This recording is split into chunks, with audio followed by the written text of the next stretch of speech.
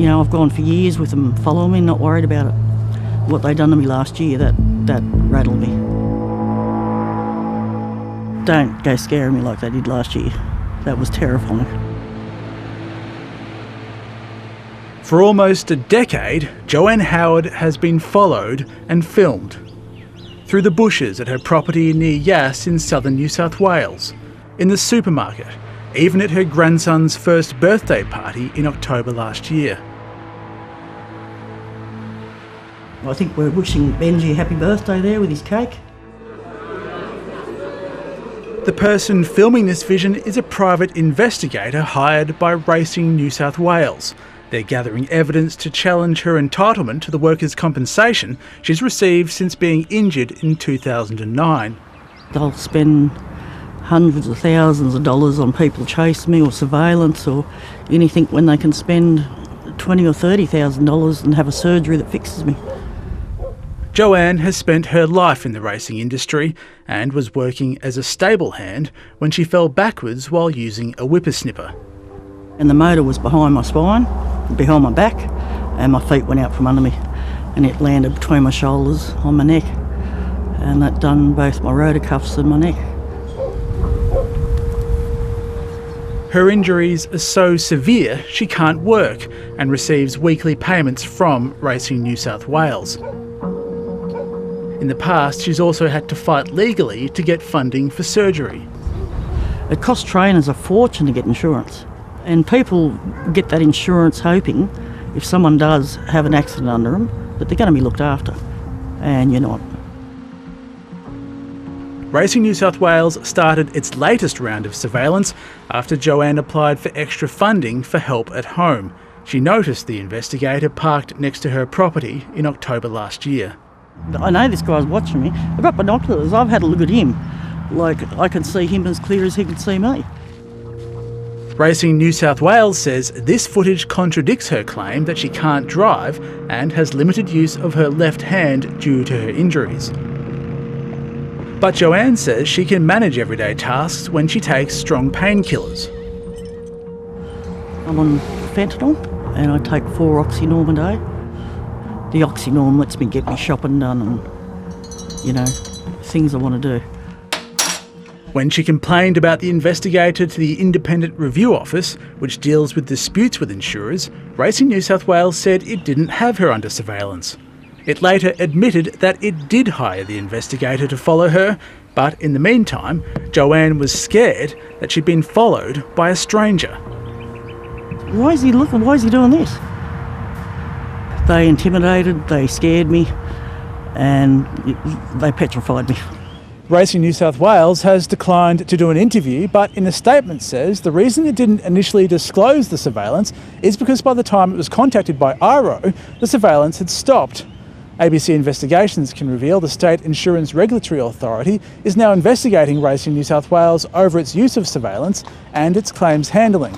The authority has the power to issue fines and cancel licences if it finds breaches of workers' compensation laws. And I think that Racing New South Wales could do better.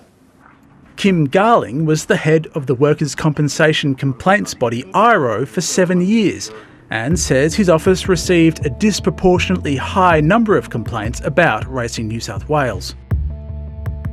Racing New South Wales, along with others, they weren't on their own, took a tougher attitude than a lot of the other self-insurers.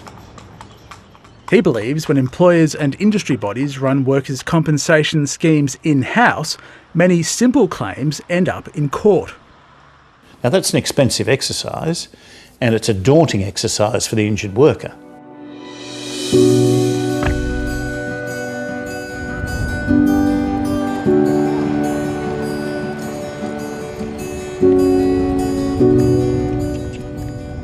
Stephanie Oberg has returned home to Sweden after a decade of working as a track work rider in Australia and says she's still recovering from the stress of her legal battle with Racing New South Wales earlier this year.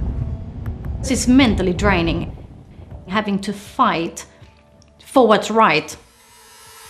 Stephanie came to Australia to build a career in racing, conditioning horses on the track early in the morning, and ended up starting a family. But her dreams ended with 3 falls in 18 months. The last, in September 2020, fractured her spine in 2 places. My back got slammed against the ground and I started crying straight away because I just couldn't believe, I'm sorry. It's hard.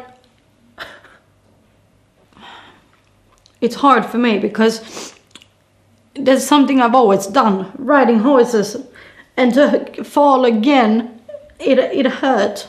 It hurt me. After 3 months of rest and treatment, she was back at the stables doing light duties, but decided to return home to Sweden. When she applied to continue receiving her workers' compensation overseas, she discovered that Racing New South Wales had cut off her payments, arguing that she was fit for work.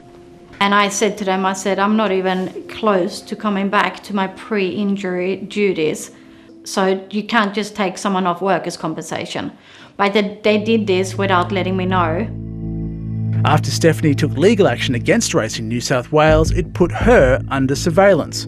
It says it started the surveillance after seeing a Facebook post showing Stephanie engaging in strenuous physical activity.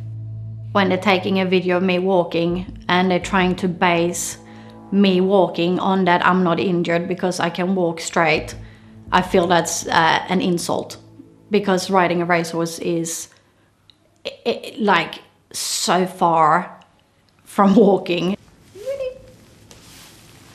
Stephanie won her case, and now Racing New South Wales is facing a separate investigation over its conduct.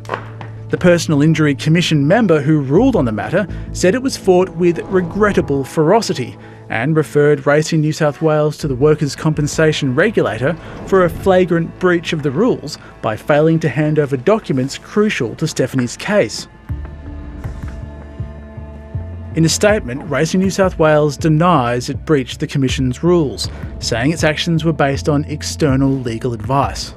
It says it will fully cooperate with the regulator's serious performance audit, but it denies it has acted unfairly or aggressively, or that it receives a disproportionately high number of complaints, saying its claims decisions are based on factual evidence, and disputing a claim is not a decision that is made lightly or arbitrarily.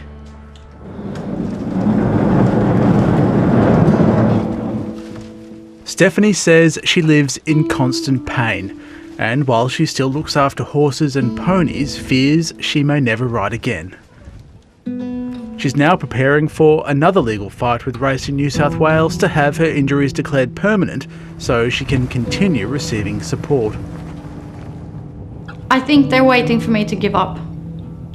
I think most people do. They just can't do it anymore. I'm very stubborn. Yeah, I'm not giving up. Good boy.